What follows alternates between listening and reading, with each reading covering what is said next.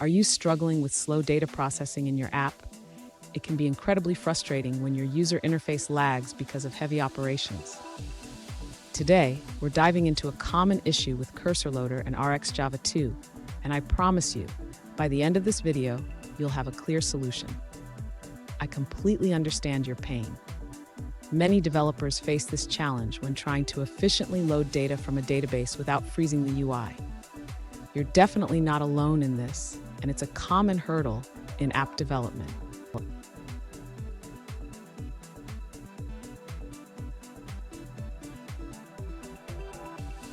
Let's take a closer look at the specific question at hand. One user recently asked, how can I use RxJava2 with CursorLoader without causing exceptions? They mentioned that their conversion from cursor to list is slowing down the UI thread. Sound familiar? Let's explore this together.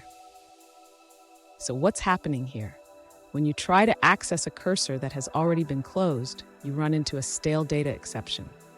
This can happen if the CursorLoader deactivates the cursor before your RxJava2 operation completes. Let's break this down step by step. And stick around. I have a crucial tip at the end that will help you avoid these pitfalls in the future.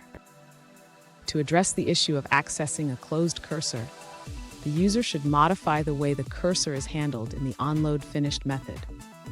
Instead of directly passing the cursor to the observable, the user can create a copy of the data before closing the cursor. Next, the user should adjust the getFieldsObservable method to accept a list of fields instead of a cursor. This change will prevent the stale data exception from occurring. Now the user needs to ensure that the getFields method does not close the cursor prematurely. The cursor should only be closed after the data has been copied.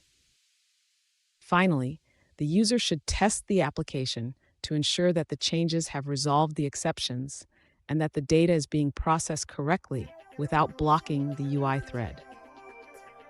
Fun fact, did you know that the first database systems were built in the 1960s?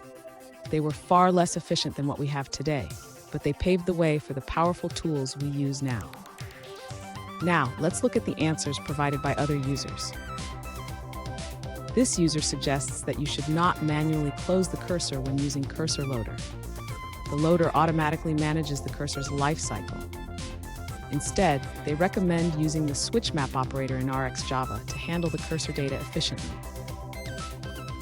In the onLoadFinished method, you can push the cursor to the cursor subject, which will trigger the processing of the data without blocking the UI thread. Here's the tip I promised. Always ensure your cursors are managed properly. Keeping them open during processing can save you from a lot of headaches down the line. And there you have it. By following these steps, you should be able to use RxJava2 with CursorLoader without any issues. Remember, proper cursor management is key. If you found this video helpful, please subscribe for more tips and tricks.